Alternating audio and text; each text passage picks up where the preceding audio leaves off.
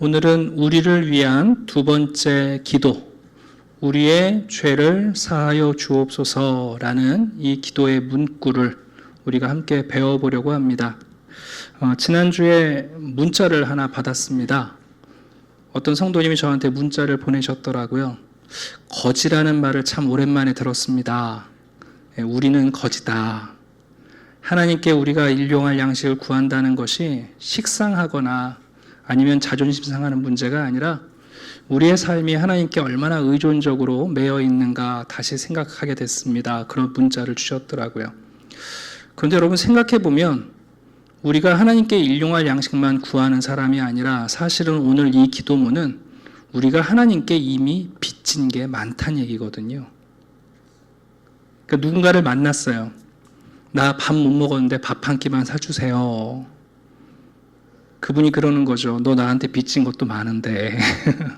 그러니까 어떻게 보면 주기도문으로 기도를 하다 보면 우리가 점점 한없이 작아지는 것 같아요. 우리 육체에 가장 필요한 것이 빵이듯 여러분 영혼을 가진 인간에게 가장 필요한 것은 용서입니다. 참 이상하지 않으세요? 관계라는 게 뭐길래 그렇게 우리를 괴롭게 만들까요?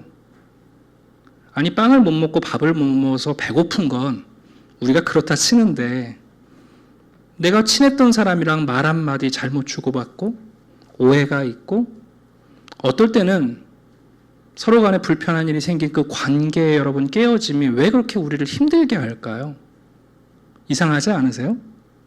고작 말 한마디 지나가면 되는데 그 말 때문에 며칠 밤 잠을 못 자기도 하고 소화불량 걸리는 분들도 있고 두고 곱씹는 걸 보면 여러분 우리의 영혼에 이 용서라는 것이 얼마나 꼭 필요한가 생각하게 돼요. 여러분 모든 종교가 다 용서라는 기능이 있지 않습니다. 우리 기독교 신앙생활을 오랫동안 하신 분들은 용서라는 것을 당연하게 생각하시는데 여러분 대부분의 종교는요 어떤 것을 선택하기 전에는 경고를 합니다만 그 일을 결정하고 나면 여지없이 책임을 지는 게 대부분의 종교 시스템입니다. 우리가 흔히 말하는 것처럼 한 번 엎질러진 물을 다시 담을 수는 없다. 그 결정론이 우리의 인생에 여러분 시스템으로 자리 잡고 있는 거죠. 여러분 사람이 어떤 결정적인 행동을 했을 때 돌이킬 수 없는 결과를 가져온다고 믿어요. 근데 문제는 뭐냐 하면 너무너무 감사한 문제는 하나님은 우리에게 용서를 가르쳐 주신다는 거예요. 그 얘기는 내가 지금 결정적인 실수를 했는데 그 실수의 결과로 돌이킬 수 없이 다가오는 것을 하나님이 용서하심으로 바꾸신다는 얘기거든요. 여러분 용서라는 게 뭐냐 하면 나는 지금 악을 택했고 악한 일을 했기 때문에 인과응보적으로 나에게 악이 돌아오는 게 너무 당연한 건데 하나님은 그 사이에 아니야 용서라는 시스템이 있어. 용서라는 스위치가 있어서 내가 그 용서의 스위치를 키면 그 악이 악으로 돌아오지 않고 선으로 돌아온다고 가르치시거든요. 여러분 기독교가 말하는 용서라는 것이 그런 면에서 얼마나 큰 은혜인지 모릅니다. 우리가 용서를 받고 산다는 것은 끊임없이 하나님에게 빚을 지고 산다는 뜻입니다. 실제 영어 성경에도 이 죄라는 단어를 데비라고 번역을 했죠. 이 헬라어인 오페일레마라는 단어는 아람어의 호바를 번역한 것인데요. 말 그대로 채무를 얘기해요. 왜 하나님은 죄를 굳이 우리에게 채무, 빚으로 말씀하시는가? 오늘 이 말씀에 귀를 기울이면 좋을 것 같습니다. 주기도문 가운데 가장 복잡한 문장이 오늘 이 기도문이에요. 제가 한번 천천히 읽어볼게요. 우리가 우리에게 죄 지은 자를 사하여 준 것 같이 우리 죄를 사하여 주옵소서. 주 문장은 우리의 죄를 사하여 주옵소서인데 부문장이 따라와요. 우리가 우리의 죄를 용서한 것처럼. 그러면 이 주 문장하고 부문장하고의 관계가 모호한 거예요. 예를 들어서 어떻게 이해하면 우리가 우리의 죄를 용서했기 때문에 하나님께 나의 죄를 용서해달라고 기도할 수 있다는 건지, 아니면 우리가 우리의 죄를 용서한 경험을 통해서 하나님에게 죄 용서함을 구하고 하나님의 용서를 받을 수 있다는 것인지, 쉽게 말하면 영어로 because, 우리가 우리의 죄를 용서했기 때문에 하나님께 용서를 구하는 건지, 아니면 as, 우리가 서로를 용서하는 것처럼 하나님에게 용서를 구하는 건지, 이게 고민이 좀 돼요. 근데 다행히 누가복음에서 똑같은 이 기도문을 예수님께서 조금 달리 우리에게 설명해 주셨어요. 우리가 우리에게 죄 지은 모든 사람을 용서하오니 우리 죄도 사하여 주시옵고, 이렇게 번역되어 있거든요. 또 한 가지는 초대교회 디다케라는 성도들의 신앙 교재를 보면 여기서 말하는 우리가 우리의 죄를 지은 것이 우리가 하나님께 용서를 구하는 전제가 아니라는 것을 가르쳐 줘요. 종종 우리가 두려울 때가 있잖아요. 내가 누구를 용서하지 않으면 하나님도 나를 용서하지 않는 거 아닌가? 아니에요. 여러분, 용서란 철저하게 하나님의 호의와 하나님의 은혜로 우리에게 다가와요. 물론 예수님께서 나중에 마태복음 18장에 가시면 그런 비유를 들어주십니다. 1만 달란트 빚진 자, 그리고 100다니엘론 빚진 자의 관계를 설명하시면서 하나님께서 우리가 작은 용서를 하지 않더라도 먼저 우리에게 무한한 용서를 베푸시는 분임을 가르쳐주고 있습니다. 오늘 제가 용서에 대한 이 주기도문의 말씀을 전하려고 하는데 쉬운 주제가 아닌 것 같아요. 이제 성도님들 얼굴을 보니까 여러분들도 여러분의 마음속에 도무지 용서가 안 되는 사람도 떠오르실 것이고, 아니면 내가 용서를 구해야 되는데 미루어둔 관계도 있을 것이고, 더 중요한 것은 그 하나님 앞에서 내가 구해야 할 용서의 내용이 어떤 것인지에 대해서도 우리가 진지하게 좀 고민하게 됩니다. 자, 첫 번째 꼭 기억하실 것은 뭐냐 하면, 성경은 우리에게 회개와 용서를 말할 때 두 가지 큰 구분을 하고 있어요. 우리의 구원을 위한 회개와 용서, 그리고 두 번째는 하나님과의 관계에 있어서의 회개와 용서를 구분한다는 거예요. 오늘 이거 꼭 기억하고 가셔야 돼요. 성경에서 무조건 회개하라, 그리고 용서했다라고 말할 때 그것이 우리의 구원, 지옥 가지 않는 회개와 용서만 말하는 게 아니고요. 이미 구원받은 백성이지만 우리 하나님과의 관계가 틀어졌을 때 하나님이 회개하고 용서하라고 가르치신다는 거예요. 아주 쉽게 말하면 예수님께서 목욕한 사람은 발만 씻으면 된다라고 말씀하실 때, 목욕은 우리의 구원에 대한 회개와 용서를 의미한다면 발 씻는다는 것은 하나님과의 관계에 있어서의 회개와 용서를 의미하는 거예요. 주기도문은 전자일까요? 후자일까요? 이미 주기도문을 시작할 때 우리가 어떻게 기도를 시작했냐면 아버지 하고 시작했어요. 그러니까 우리가 입양되기 위한 회개를 얘기하시거나 용서를 말하는 게 아니라 주기도문에서 우리의 죄를 용서해 주십시오라는 이 기도는 하나님과의 관계를 위한 회개와 용서를 말하는 거예요. 네, 그걸 꼭 기억하시고 말씀 들어주시면 좋을 것 같습니다.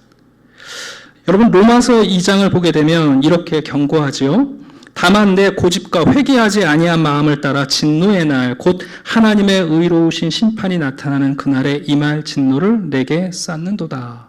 사실 여러분, 이 본문은 야, 너 회개하지 않으면 지옥 가, 너 회개하지 않으면 하나님의 심판을 받아 라는 얘기예요. 여러분, 이런 하나님의 음성에는 우리가 무엇을 의지하냐면 예수 그리스도께서 십자가를 지심으로 단번에 우리를 용서하신 사건을 우리가 기억합니다. 이 뜻을 따라 예수 그리스도의 몸을 단번에 들이심으로 말미암아 우리가 거룩함을 얻었노라.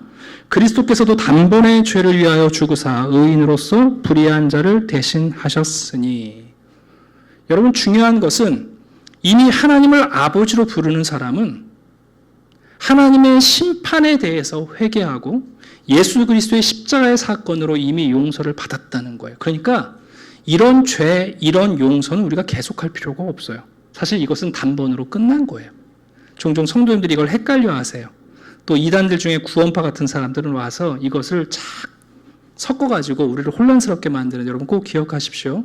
하나님을 아버지라고 부르는 우리들, 그 신앙을 이미 가진 사람은 여러분 하나님의 심판이 되는 회개와 용서를 반복하는 게 아니에요. 그건 이미 우리를 하나님이 입양해 주심으로, 우리가 하나님을 아버지라고 부름으로 이미 용서받았어요. 그러나 요한 1서는 달라요. 요한 1서는 사도 요한이 자녀들아, 아비들아, 청년들아 하시면서 성도들에게 하나님과의 사귐에 대한 가르침을 가르쳐요. 하나님이랑 사귀고 예수님이랑 사귀고 성령님과 사귀기 위해서 우리가 그분과 친밀해져야 되는데, 요한일서 1장 8절입니다. 만일 우리가 죄가 없다고 말하면 스스로 속이고 또 진리가 우리 속에 있지 아니할 것이요. 이 죄는 관계의 죄예요. 우리가 하나님의 아들로서 하나님이랑 친밀하게 지내면 좋은데 우리의 옛 성품 안에 있는 죄가 자꾸만 드러나요. 그럼 여러분, 하나님께서 우리에게 한 걸음 다가오셔도 우리는 또 두 걸음 물러나지 않습니까? 요한일서에서 말하는 이 죄는 왜 하나님과 내가 관계가 멀어졌는가, 어색해졌는가, 하나님이 나를 떠나신 게 아니라 정직하게 고백해보면 누가 떠난 거예요? 내가 떠난 거예요. 그거 정직하게 고백하라는 거예요. 만일 우리가 우리 죄를 자백하면 그는 미쁘시고 의로우사 우리 죄를 사하시며 우리를 모든 불의에서 깨끗하게 하실 것이요. 이건 안 믿는 사람들한테 말하시는 게 아니라 이미 하나님의 자녀가 되어서 하나님과 거룩한 교제를 나눠야 할 우리가 나도 모르는 사이에 범죄하고 있을 때 다시 하나님께 나아가 고백하면 그 미쁘신 하나님 우리를 정결하게 하셔서 또다시 친밀한 관계로 들어오게 하신다는 뜻입니다. 아주 쉽게 말씀드리면, 혹시 여러분들 부부싸움 할 때 그런 분들 있지 않아요? 아내 되시는 분이 남편한테 당신 나랑 결혼하기 전에 사무실에 있는 김양하고도 데이트하고 이양하고도 데이트했잖아.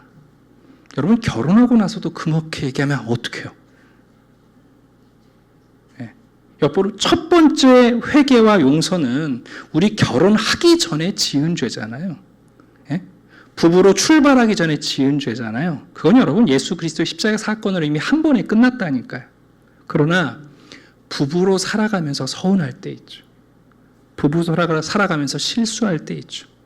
부부로 살아가면서도 여러분 말이 안 통해서 입 닫고 살 때가 있는 거예요. 주기도문에서 말하는 우리가 우리의 죄를 사하여 준 것처럼 하나님 아버지 우리의 죄를 사해 주십시오라는 이 용서의 기도는 구원받기 위한 기도를 얘기한 게 아니라 이미 구원받았지만 하나님과의 거리가 멀어진 우리가 날마다 하나님께 나아가기 위한 기도예요. 그럼 여러분, 이런 기도를 하라고 하시는 하나님은 어떤 분이세요? 이미 용서할 준비를 하고 계신 거예요. 여러분, 하나님은 죄를 싫어하십니다. 죄를 미워하십니다. 죄를 혐오하십니다. 그러나 자기 자녀의 죄에 대해서는 참으로 관대하십니다. 하나님은 어떤 분이시냐? 여러분, 죄를 하나님은 못 본 척 하실 수 없습니다. 하나님은 죄에 대하여 진노하시고 죄에 대하여 반드시 심판하시는 분이에요. 그럼에도 불구하고 자기 자녀의 죄에 대해서는 관대하세요. 시편 103편은 하나님을 이렇게 소개합니다. 여호와는 긍휼이 많으시고 은혜로우시고 노하기를 더디하시고 인자하심이 풍부하시도다. 자주 경책하지 아니하시고 노를 영원히 품지 아니하시고 우리의 죄를 따라 우리를 처벌하지는 아니하시고 우리의 죄악을 따라 그대로 갚지는 아니하신다. 그러면서 이렇게 고백합니다. 아버지가 자식을 긍휼히 여김같이 여호와께서는 자기를 경외하는 자를 긍휼히 여기신다. 그럼 여러분, 주기도문에서 우리가 아버지 우리를 용서해 주세요라는 것은 지옥 가는 거 무서워서 회개하라는 것이 아니라 나에게 좋은 아버지 노릇해 주는 하나님을 내가 서운해하고 그 하나님과 거리감이 생겨서 여러분 침묵하고 지내고 나도 모르게 그 하나님을 원망하면서 왜 우리 반골기질 보일 때 있지 않습니까? 그런 우리를 지금도 자꾸만 견책하거나 회초리 들지 않고 인내하고 기다리시는 하나님께 하나님 나를 용서해 주십시오 하고 기도하라는 뜻이고, 또 하나님이 우리를 용서할 준비를 하고 있다는 뜻이 여기에 담겨 있습니다. 여러분, 이런 기도 자주 하셔야 되겠죠? 네.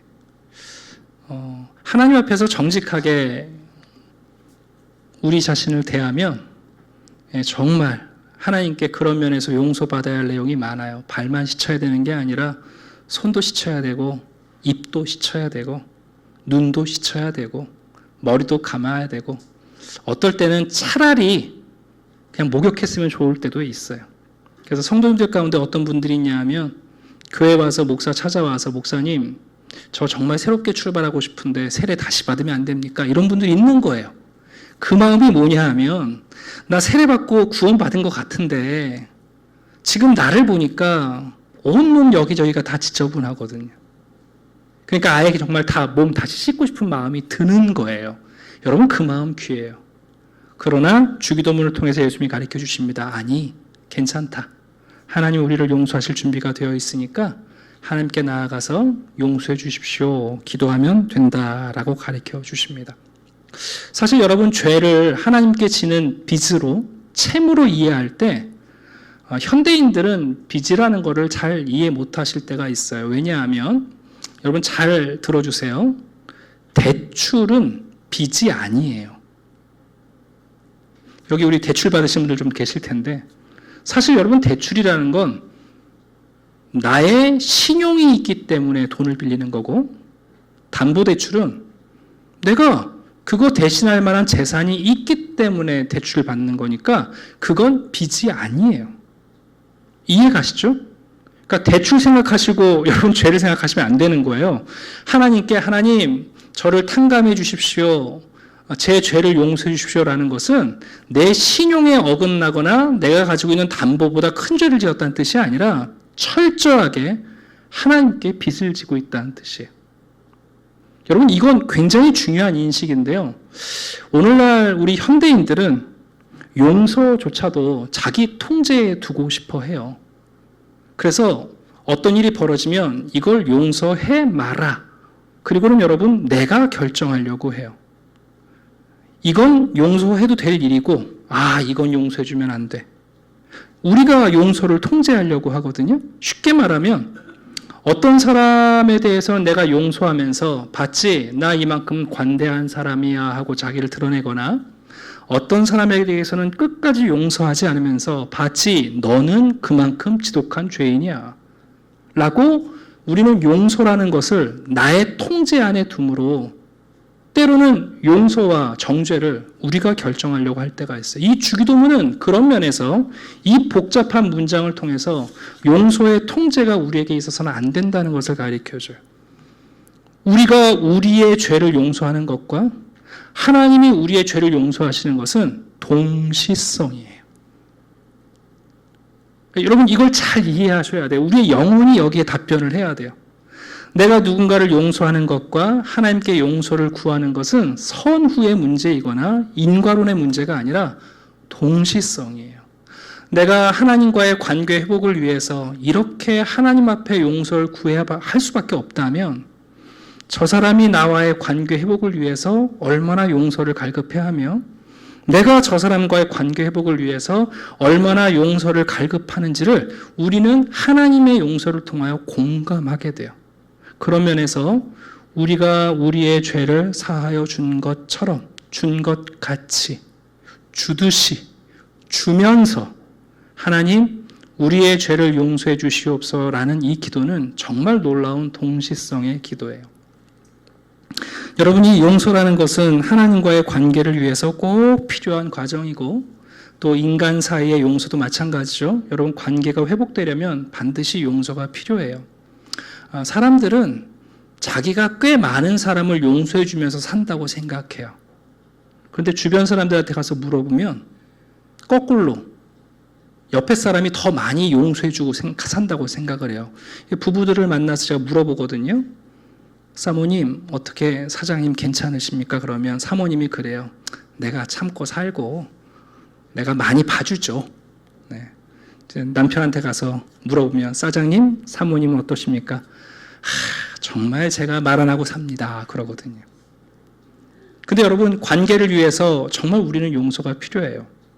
여러분, 만약 여러분이 아무 근심 그리고 정서적인 위축감 없이 살아가고 있다는 건 여러분 주위에 있는 분들이 여러분을 정말 많이 용서하시는 거예요.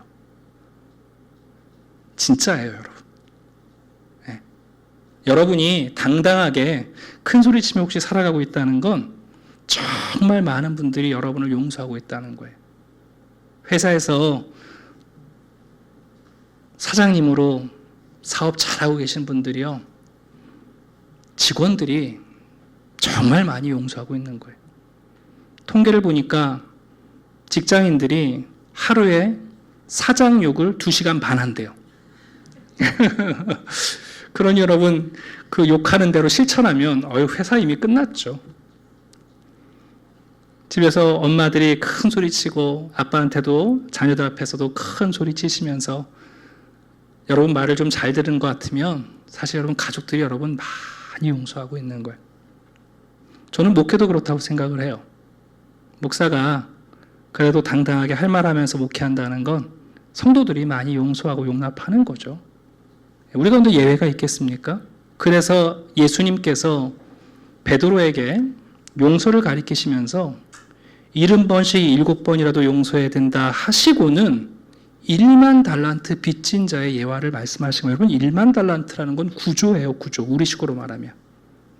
그거를 여러분 일당 15만으로 계산하면 9만 년 동안 일해야 되는 돈이에요.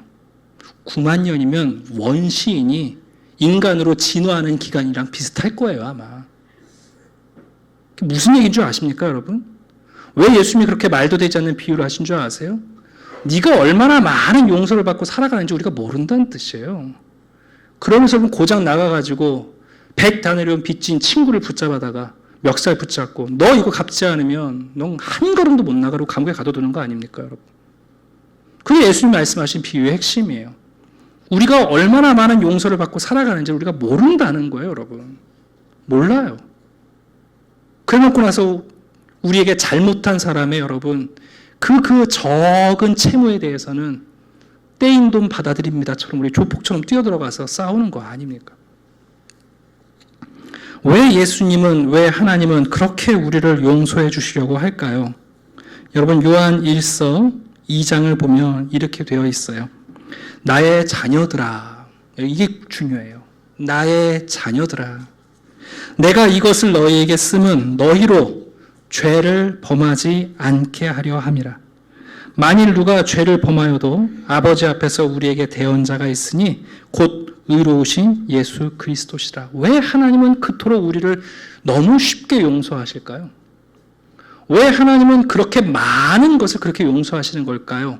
요한 1서는 말해요. 우리로 하여금 죄를 짓지 않게 해주시려고 용서하신다는. 여러분, 이거 모순 아닙니까? 우리 부모님들이 자녀들을 용서할 때 보면 그러시잖아요. 왜 그렇게 자녀들을 용서하시죠? 그 아이의 범죄가 그 아이의 인격으로 여러분 흔적으로 남지 않도록, 그 아이의 한 번의 실수가 그 아이의 평생의 경력이 되지 않도록. 여러분, 우리 그래서 용서하는 거 아닙니까? 왜 하나님이 그토록 우리를 많이 용서하시는가? 왜 그렇게 큰 용서를 하시는가? 요한일서가 말해요. 너희로 죄를 범하지 않게 하시려고 하나님이 용서하신다는 거예요. 하나님을 가까이 하지 않으면, 하나님이 가까이 오시지 않으면 우리는 또 죄에 끌려가고 죄를 선택하기가 훨씬 쉬우니까. 그래서 하나님은 용서하시면서, 널리 용서하시면서 하나님의 품 안으로 들어오라고 우리를 초대하시고 있어요. 그런 면에서 여러분, 용서라는 건 뭐냐 하면 내가 하나님과 함께 살기를 원하고, 그리고 내가 또 다른 이웃을 용서하는 이유는 뭐냐면 그들과도 함께 살기 원하는 거예요. 누군가가 여러분을 용서한다는 건 여러분들과 함께 오랫동안 함께 지내고 싶다는 의미입니다. 누군가가 여러분에게 용서를 구하고 여러분을 용서한다는 건 당신과 오랫동안 함께하고 싶다는 뜻이고 긴 여행을 하고 싶다는 의미예요. 근데 여기서 제가 좀 말씀드리고 싶은 건 오늘날 용서는요, 대부분 좀 감정적인 요소를 강조하는 경우가 있어요. 그래서 진짜 용서를 하면 내 마음속에 쓴뿌리도 없고 그리고 상대에 대한 서운한 감정도 없어지는 걸 용서라고 생각하기 쉬운데 여러분 그건 성경적 용서가 아닙니다. 하이델베르그 요리문답은 참된 용서에 대해서 세 가지를 가르쳐 줍니다. 첫 번째, 여러분 용서는 뭐냐 하면 복수하지 않는 게 용서예요. 용서했다는 것은 갑자기 내 마음이 여러분 시원해지고 어저께까지 얼굴 붉혔던 사람이랑 하하호호 하는 게 아니라 저 사람이 나에게 한 것만큼 되갚아주지 않는 게 용서예요, 여러분. 네. 사실 여러분 이 용서가 얼마나 귀한지 몰라요. 뭐 우리의 감정이 시원해지고 우리가 다시 사랑하게 되고 막 끈끈해지는 게 아니라 용서의 첫 번째는 뭐냐면 내가 받은 대로 돌려주지 않는 거예요. 누군가가 나에 대해서 험담을 하면 나도 기회가 있는 대로 그 사람에 대해서 또 다른 이에게 험담하지 않는 거예요. 그게 여러분 용서예요. 누군가가 나의 발을 밟았을 때 내가 여러분 기회만 받다가 뒷걸음질 치면서 그의 발을 밟는 게 아니라 보복하지 않는 것. 그게 여러분 첫 번째 용서예요. 두 번째 용서는 뭐냐면 형벌에 대한 용서인데 이것은 항상 주어지진 않아요. 왜냐하면 하나님은 질서의 하나님이시기 때문에 우리가 범죄했을 때 범죄로 결과로 따라오는 형벌은 하나님의 법에 의해 이루어져요. 좀 쉽게 말씀드리면 용서했다고 해서 여러분 형벌을 면해주는 무책임한 것이 용서는 아니에요. 종종 우리가 오해한다고요. 야, 너 나 용서했다며. 그러면 없는 거지 뭐. 그걸 또 얘기하냐. 그게 아니에요, 여러분. 용서했다고 해서 책임이 사라지는 게 아니라니까요. 무책임을 권장하고 무책임을 조장하는 게 바른 용서는 아니에요. 용서했지만 그러나 행한 범죄에 대해서 여러분 책임은 져야죠. 아주 유치한 예를 들어드릴게요. 어떤 분이 옥상에서 뛰어내렸어요. 뛰어내리다 보니까 하나님께 잘못한 거 가서 회개를 하는 거죠. 하나님, 제가 좀 잘못 생각한 것 같습니다. 용서해 주십시오. 하나님께서 용서하실까요? 안 하실까요? 용서하실 겁니다. 내가 용서해 주마. 그럼 하나님 저 떨어져도 다치진 않겠죠?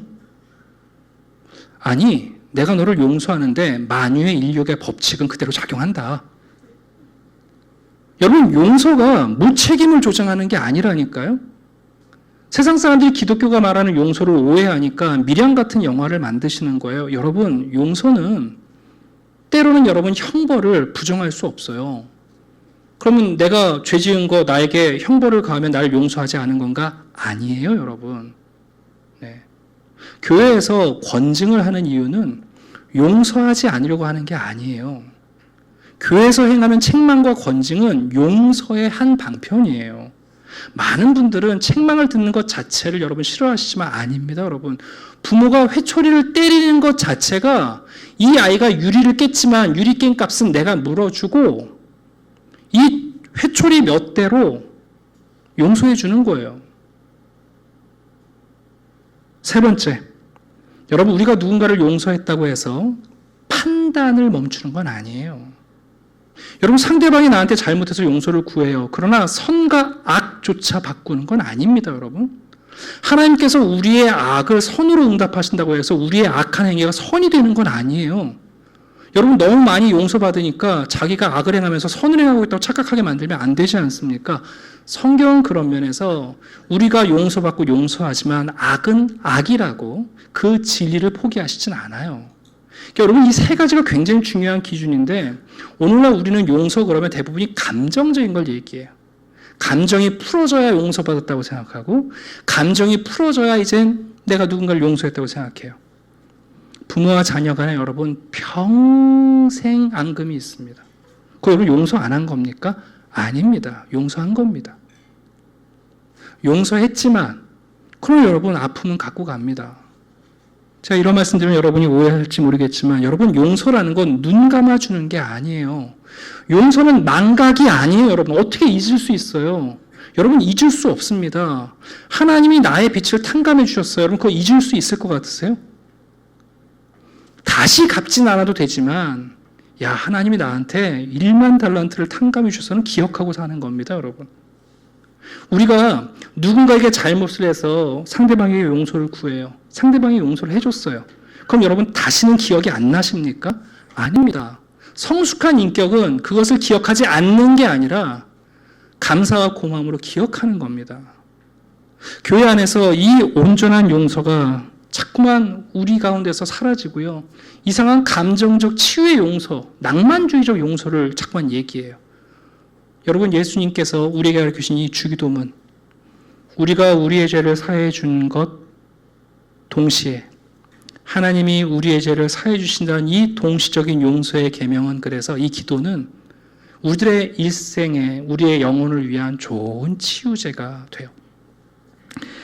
말씀을 마치면서 한 가지 이야기를 해드리려고 합니다. 여러분, 용서하면 창세기 50장에 나오는 요셉과 요셉의 형제들의 용서 사건이 기억나시지 않습니까? 정말 여러분 용서받을 수 없는 일을 했죠. 아버지의 사랑받는 아들을 죽이려다가 여러분 인신매매해서 팔아넘긴 거 아니에요? 우리 시대에도 여러분 이 정도 막장은 없는 것 같아요. 근데 여러분, 요셉이 그 형제들을 용서하지 않습니까? 아버지와 형제들을 애굽에 다 불러들여서 화목하게 살아요. 그러다가 아버지 야곱이 죽습니다. 장례를 마치고 나니까 형들이 걱정이 돼요. 아버지가 살아있을 때는 우리에게 해코지 않았는데, 보복하지 않았는데 이제 요셉이 우리를 어떻게 할 것인가. 그래서 여러분, 형들이 겁이 나가지고 미리 요셉을 찾아가잖아요. 그리고 뭐라고 그럽니까? 우리가 너의 종이 될 테니 우리에게 보복하지 말아라. 그리고 여러분 부탁하는 거 아니에요? 요셉이 용서하지 않았기 때문이 아니죠. 형제들이 요셉에게 용서를 받지 못했기 때문이 아니에요, 여러분. 여러분, 그때 요셉이 그 형들을 보면서 눈물을 흘립니다. 억울해서 흘리는 눈물이 아닙니다. 보복하려고 했는데 들켰다고 흘리는 눈물이 아닙니다. 여러분, 요셉이 이렇게 말합니다. 요셉이 그들에게 이르되 두려워하지 마소서, 내가 하나님을 대신하리이까. 여러분, 이 말을 깊이 생각해 보세요. 요셉이 하나님이 알아서 할 건데 내가 왜 손댑니까? 이런 뜻입니까? 내가 하나님을 대신하리까? 그러면 이 말이 무슨 뜻이겠어요? 요셉이 아는 겁니다. 긴 시간 헤어져 살아왔고 비록 함께 모여 살지만 여러분, 과거의 사건이 우리가 어떻게 없었던 일처럼 되겠어요. 그러나 여러분, 거기까지 가는 것은 나의 노력이나 상대방의 노력이 아니라 누가 하실 수 있냐면 하나님만이 하실 수 있는 일이에요. 부디 이제 교회 안에서도 가끔 우리가 누군가와 인간적인 갈등을 겪을 때가 있습니다, 여러분. 말 한마디 용서하고 나면 기분 좋아져서 다시 하하헤헤 호호할 수 있으면 얼마나 좋겠어요. 여러분, 우리 인격적 존재라 그거 안 됩니다. 수학 공식 아니거든요. 시간이 필요합니다. 한때 서운하고 한때 실수하고 한때 잘못했을 때 여러분, 그게 하나님께서 하시는 시간이 필요합니다. 그래야 다시 동역할 수 있고 다시 회복할 수 있고 다시 친밀해질 수 있어요. 그렇다고 해서 용서 안 한 건 아니에요, 여러분. 그런 면에서 오늘 예수님이 우리들에게 우리의 죄를 용서해 주시옵소서 라고 기도하라는 이 가르침은 정말 우리 영혼의 치유예요. 치유제예요. 네. 여러분, 하나님께 나아가셔서 정말 거침없이 하나님께서 이미 저를 용서하셔서 자녀 삼아 주셨고 하나님의 백성을 삼아 주셨는데 하나님 앞에 또 저의 이 더러움을 깨닫고 또 우리 이웃의 형제들과 함께 살아가면서 내가 지은 수많은 죄가 있습니다. 하나님이 나를 자비롭게 대하실 줄 알고 용서를 구합니다. 그리고 또 우리 가운데 또 용서하겠습니다. 그러나 그 용서의 결과로 우리가 다시 가까워지는 것은 정말 하나님이 해주시는 일이에요. 그걸 우리가 감당할 수는 없지만 그러나 이 기도를 들을 때 하나님은 분명히 응답하실 겁니다. 우리 모두는 용서를 받아야 하고 용서를 배워야 하고 그리고 용서를 택하셔야 합니다. 그래야 여러분의 영혼이, 우리의 영혼이 여러분 하나님께 가 닿을 수 있습니다. 오늘도 하나님 안에서 이 용서를 택하심으로 여러분의 영혼이 위로를 받고 자유로워지시고 그리고 소망을 발견하게 되시기를 주님의 이름으로 축원합니다. 기도하겠습니다. 아버지 하나님, 감사합니다. 오늘도 우리를 하나님 품 안으로 깊이 끌어들이시며 우리의 죄를 깨닫게 하시고 또 우리를 널리 용서할 준비를 하시는 하나님, 하나님께 나아갈 때마다 이미 목욕한 자이지만 더러운 손과 발을 보며 용서를 구합니다. 우리를 용서해 주시옵소서.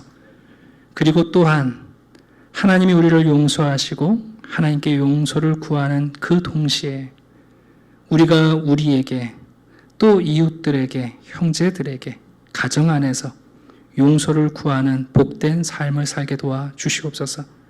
하나님, 용서 이후에 우리가 어떻게 다시 가까워질 수 있는지 우리가 감당할 수 없지만 하나님이 하시는 일이 있는 줄 믿습니다.